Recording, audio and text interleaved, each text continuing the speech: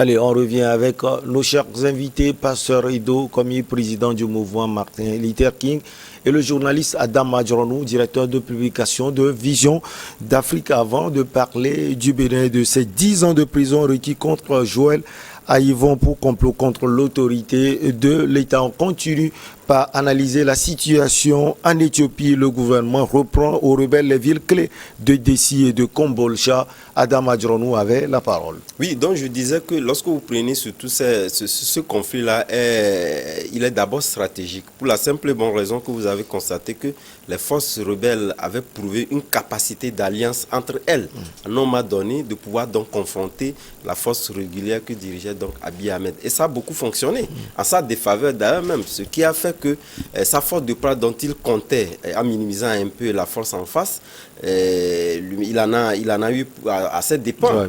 Et ça, je pense que c'est ce qui a précipité d'ailleurs même, parce que quelque part, c'est dire quand même que pour inquiéter un peu Abiy Ahmed, ils ont pratiquement avancé plus qu'il ne fallait. Et lui-même, je pense qu'à un moment donné, il était pratiquement inquiet. Voilà pourquoi il a appelé pratiquement toute la population à sortir, peu importe de quel bord vous y êtes, donc à sortir, à pouvoir s'armer, donc à faire front à ces rebelles-là, et ça a beaucoup donné. Sauf que, jusqu'au jour d'aujourd'hui, je pense qu'aujourd'hui, dans une des publications, nous parlons également de cette crise alimentaire-là qui secoue également cette partie. C'est vrai, une chose est de pouvoir donc prendre les localités, mais au même moment, la grande résolution liée donc à la famine, à cette crise alimentaire-là n'est pas aussi résolue.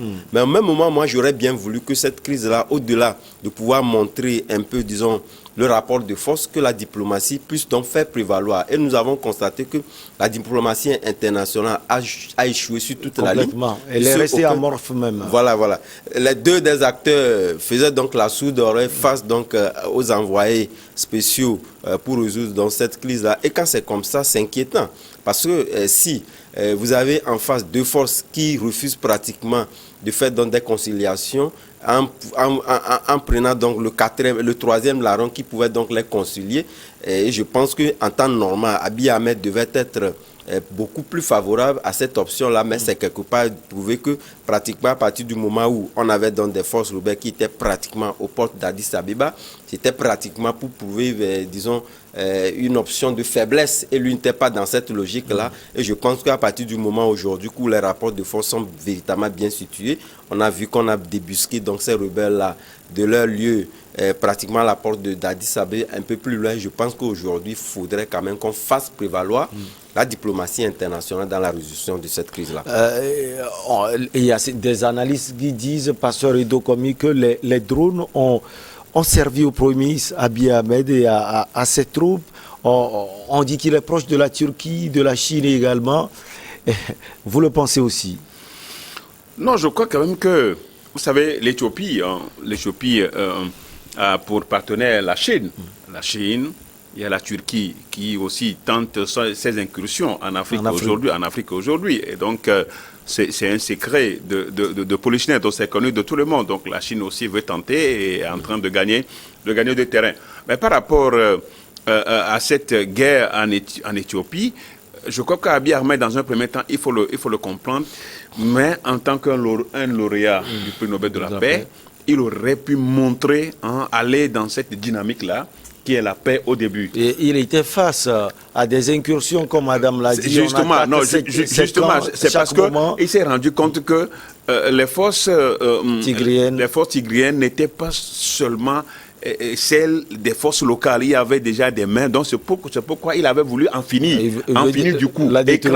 Il avait voulu écraser les forces tigriennes sans compter avec la munitie de leur armement et leur équipement. Et donc, c'est ce que M. Adam disait tout à l'heure. Donc, j'avoue quand même que la situation actuelle, aujourd'hui, est en faveur d'Abiy Ahmed, des forces régulières, et il va falloir quand même qu'on fasse recours au dialogue, parce qu'il y a la crise alimentaire aujourd'hui à cette partie septentrionale de l'Éthiopie. Et donc, parce que l'image que l'Éthiopie a toujours, vous savez, depuis un certain moment, vous voyez, il y a eu toujours la famine en Éthiopie, dans des parties de l'Éthiopie. Quand vous les voyez, vous voyez des enfants chétifs, des mal nourris, Kochoko et autres. Bon, donc, avec lui, on devait avoir autre image. On devait avoir autre image de l'Éthiopie. Et j'avoue que maintenant que le rapport de force est à sa faveur, il va falloir quand même que... Mais en face, il faut que les autres aussi fassent profil bas pour pouvoir accepter la main tendue. Mais naturellement, fondamentalement, quand vous tendez la main, c'est comme si c'est vous qui êtes faible. Alors qu'aujourd'hui, le rapport de force est à son avantage. Donc, lui, il doit être au-dessus de la mêlée. Il doit donner le statut qu'il porte en tant que prix Nobel de la paix. C'est le temps pour lui maintenant de dire à ceux qui, au comité du prix Nobel de la paix, c'est le comité qui lui a décerné le prix, de leur prouver effectivement qu'il est un homme de paix et qu'il est revenu sur son premier amour. C'est-à-dire ce qui lui a permis de réconcilier son pays avec l'Érythrée et même d'avancer, de donner un certain gage pour les forces, pour la population tigrène. Et je crois fondamentalement qu'il a intérêt aujourd'hui à s'assagir et à porter, à se vertir de son statut de lauréat de prix Nobel de la paix. On va quitter Addis Abeba pour Cotonou. Le procès du professeur Joël Aïvo, éco-accusé, a repris ce lundi 6 décembre. Au terme d'une audience fleuve, le brillant constitutionnaliste a écopé de 10 ans de prison ferme, un verdict qui risque de donner Pasteur Edo commis des sueurs froides à Madame Ricky Amadougou. Son procès s'ouvre ce vendredi à Cotonou. Oui, je crois quand même que c'est une mascarade judiciaire. Le pensez? Un procès politique. Non, ça, d'autant plus que en tant que défenseur des droits de l'homme, quand des procès iniques de ce genre, des procès politiques de ce genre arrivent sur le continent, se passent sur le continent, nous, ça nous fait très mal. Parce que Joël Aïvo, on le connaît, ce brillant constitutionnaliste, cet homme honnête, cet homme qui vraiment est respecté. Et défend l'état de droit et la démocratie. Il est honnête, respecté, mais Pasteur Edo commis, il aurait intenté une action contre l'autorité de l'État. Du bluff. En tout cas, celui qui veut, quand vous voulez noyer votre chien, vous l'accusez de rage. Et ces trouvailles de complot contre la sûreté de l'État, blanchiment des capitaux, c'est les trouvailles des dirigeants africains. C'est ça qu'on trouve. Si on veut t'éliminer politiquement, on t'habille. On en habille, que ce soit au Togo, que ce soit un peu partout, on habille les gens. On porte toujours cet habit-là aux gens et on les met en prison. Et c'est avec célérité, rapidement, on fait le procès et puis on les condamne. Mais ce qui se passe au Bénin, c'est un recul démocratique. Ça, il faut avoir le courage de dire que c'est le recul démocratique au Bénin, parce que depuis longtemps, le Bénin a été ce bon élève en démocratie qui est chouchouté et qui est toujours dans la course de peloton. Alors, est-ce que la démocratie s'accommode avec des actes? Non, les coups d'État, quand vous suivez. On appelle les gens à faire des coups d'État. Non, quand on suit le procès, au cours de l'audience, on a compris quand même que celui qui était même le cerveau, qui a reconnu vouloir juste prendre de l'argent aux gens, soutirer de l'argent aux gens, et qu'avec 1,9 million, on ne peut quand même, avec 1,9 million, on ne peut pas faire un coup d'État. Et donc, si c'est cet argent-là, cette somme d'argent-là, qui est au cœur d'un coup d'État, et il dit que lui, il ne peut même pas, même avec ce militaire, le militaire, mais pour faire un coup d'État, cela requiert quand même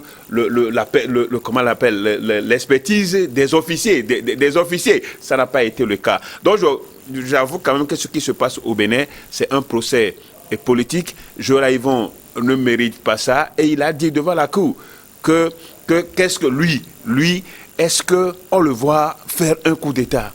Quelles sont les preuves? Qu'on lui donne les preuves. Il n'y a pas de preuves. On a cité des noms que Joël Aïvo ne connaît même pas, des gens que Joël Aïvo ne connaît même pas. Et les gens même ont dit devant la cour que rien n'a été comme ça. Je pense quand même que le Bénin est en train de reculer. C'est un procès politique. Ce qui va se passer maintenant avec Ricky Amadougou, qui est dans l'attente, qui est dans la chambre, qui est dans l'antichambre de son procès, qui s'ouvre dans quelques heures. je ne pourrais savoir, présager ce qui va se passer, mais est-ce qu'on ne va pas lui coller la même peine ou pourquoi pas doubler, parce qu'elle a été même, on sait qu'elle a été, lors de cette campagne-là au Bénin, elle a été plus vivace, elle a tenu des propos, elle était tellement sûre d'elle-même, malheureusement que le train talon n'est pas celui qu'il faut que tout le monde y monte à bord. Bon, donc voilà ce qui s'est passé. C'est dommage pour le Bénin, il va falloir quand même qu'on revoie la situation du Bénin et que si c'est une grâce présidentielle pour lui, parce qu'il ne mérite pas ça. Puis on lui demande l'origine, l'assaut des 50 millions de caution.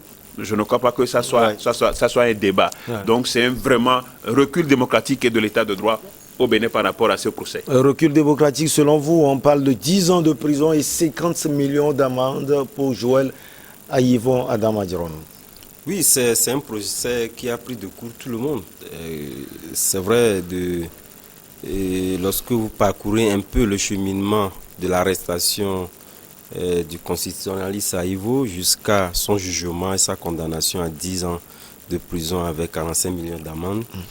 Et cela convoque également un certain nombre de pesanteurs liés à la politique implémentée, la politique autrement implémentée par le président Patrice Talon, cette politique de rupture.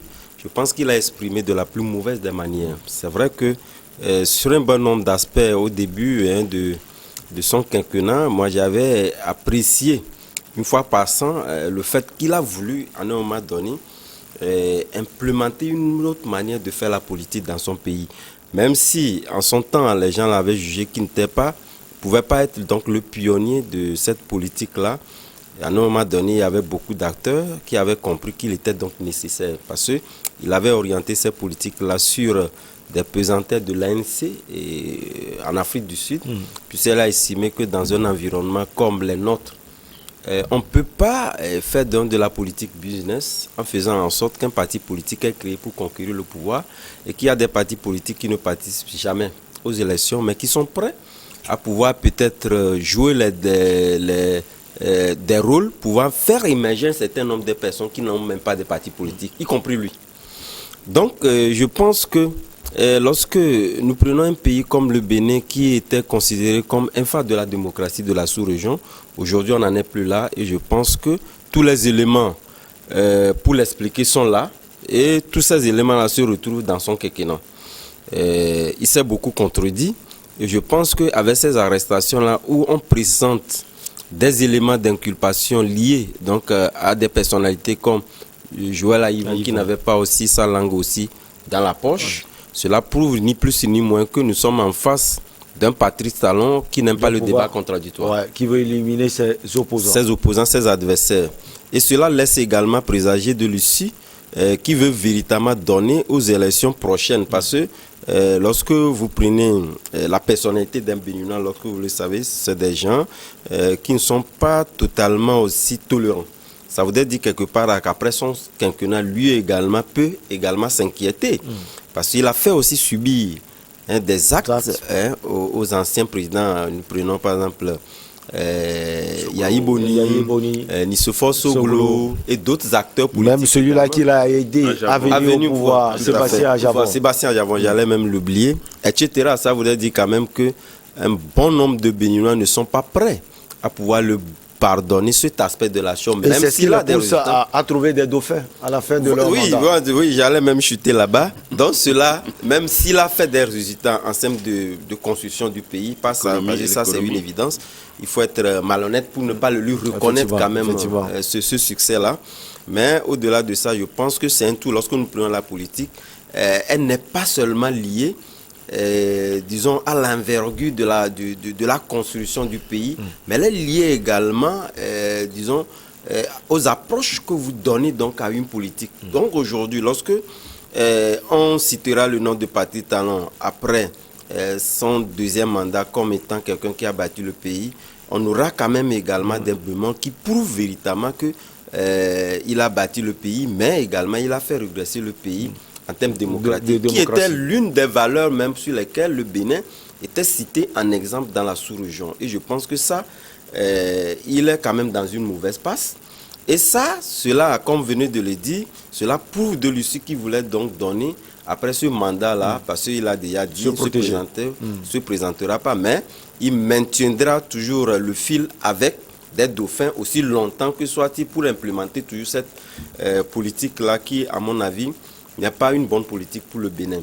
En d'autres points également, je pense que aujourd'hui, c'est vrai, pour citer un peu le politologue interviewé sur RFI, notamment qui disait que, disons, ce procès-là a beaucoup fait de ces deux personnalités-là plus qu'il ne fallait, parce qu'aujourd'hui, leur nom est beaucoup plus retentissant qu'il n'était.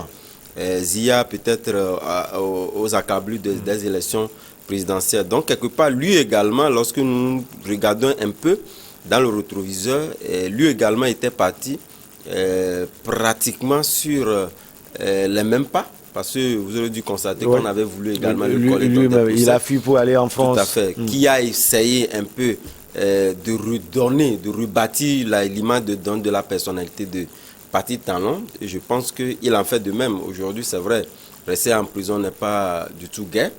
Il peut, à Ivo, lorsque vous prenez un peu les mots prononcés à la fin de ce procès-là, vous devez dire quand même qu'il y a un pas de regret parce que vous n'avez pas le mouvement de pouvoir dont vous bâtir, parce que lorsque vous aspirez à diriger un pays, c'est tout un cheminement. Et lorsque on vous coupe un peu les chines, cela fait regresser. Même je pense que il n'y a pas lieu de regretter quoi que ce soit.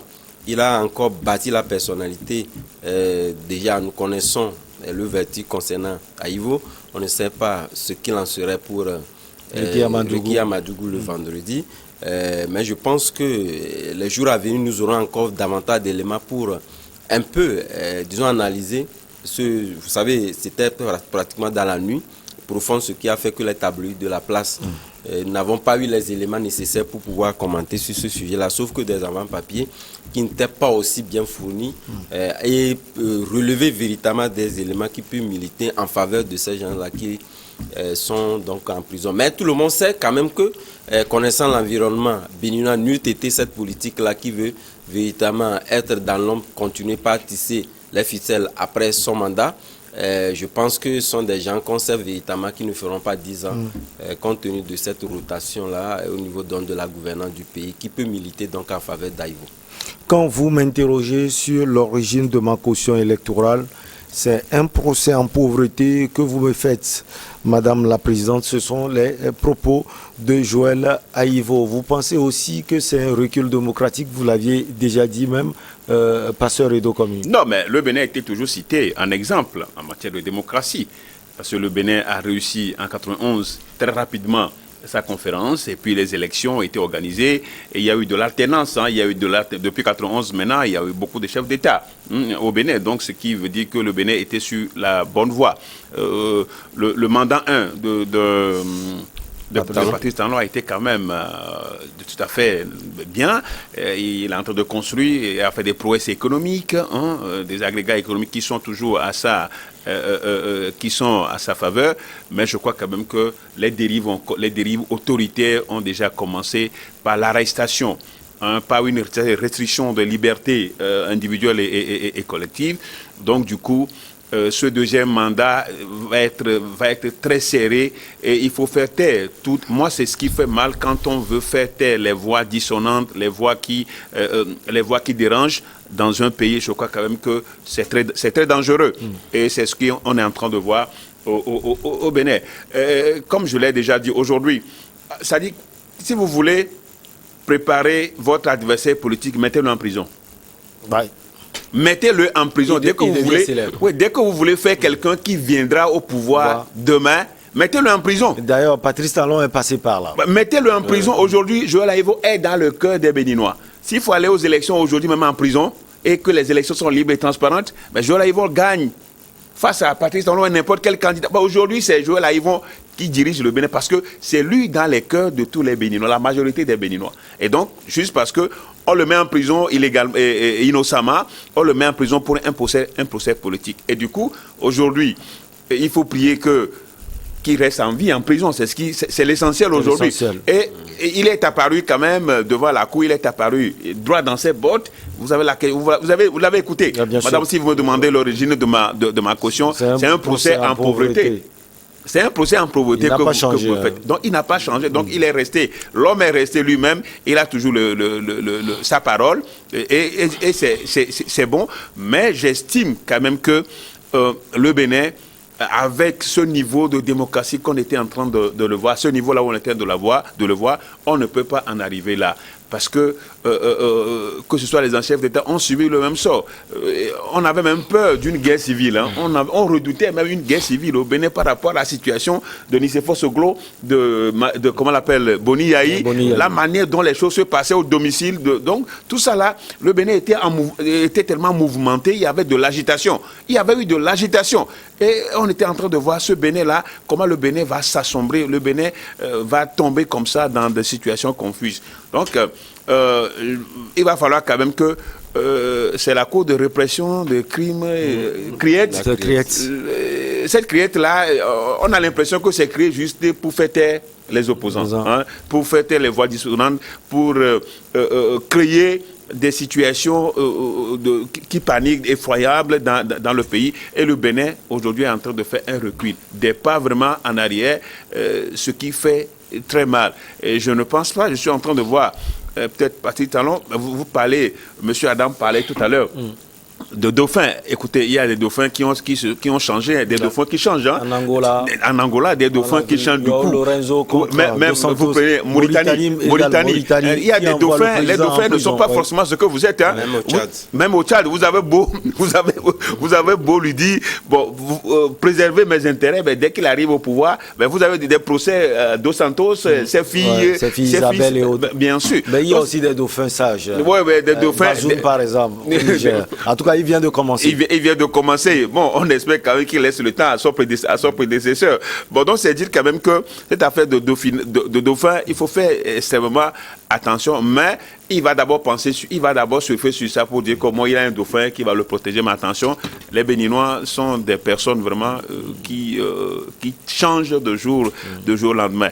De toute façon, il faut avoir le courage de dire que Patrice Talon, du point de vue démocratie, du point de vue politique, est en train de faire très mal à ses opposants. Et aujourd'hui, il n'y a plus pratiquement de voix dissonantes. Il veut avoir le boulevard. Mais est-ce que cela conforte l'expression démocratique? C'est la question qu'on se pose.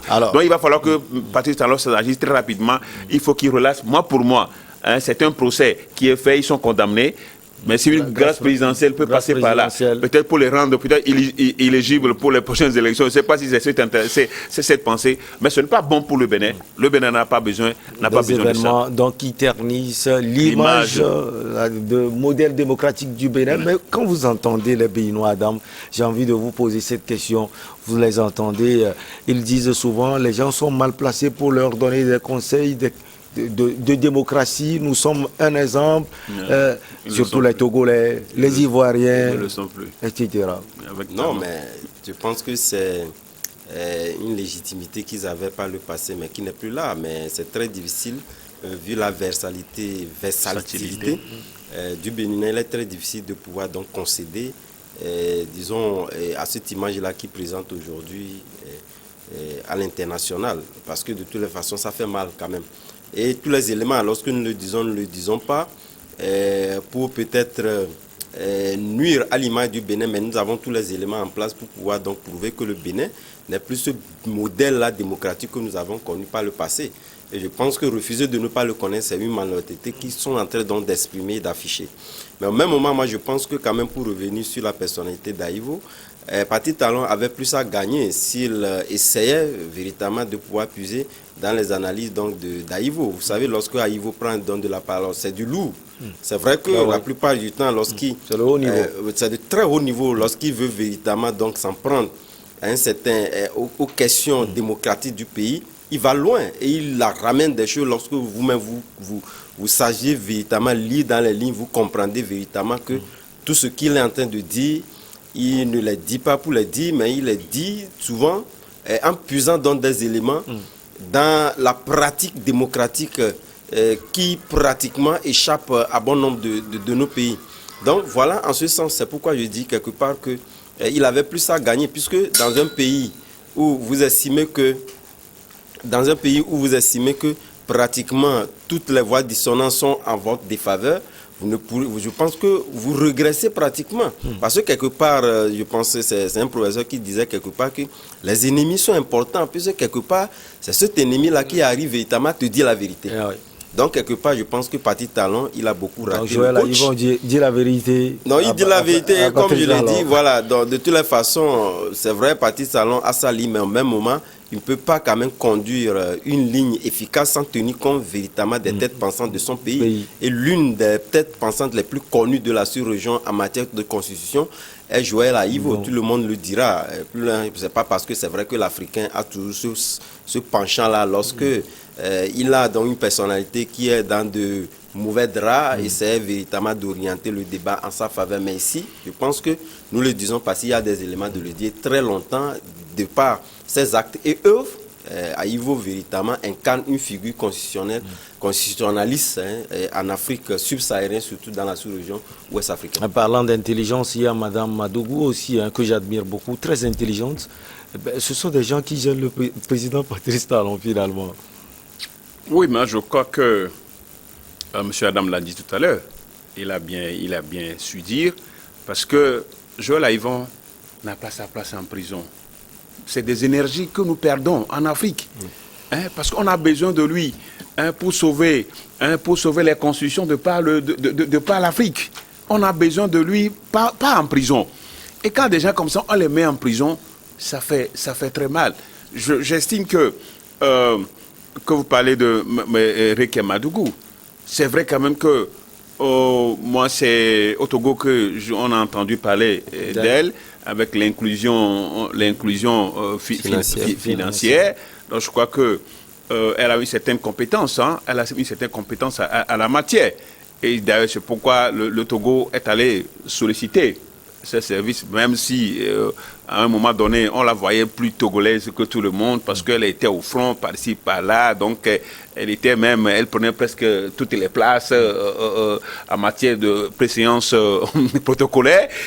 Donc, c'était ça. Mais je crois quand même que elle est compétente elle est intelligente et sa voix commençait pas à gêner. Il faut le reconnaître parce que quand elle a fait une éruption sur elle était déjà politique, mais quand elle a fait irruption sur la scène avec autant de talent, il fallait quand même que ça a semé une certaine panique au sein du camp de talent, et il fallait rapidement mettre la main sur elle. Maintenant, ce qui intéresse, c'est son procès. Qu'est-ce que cela va donner?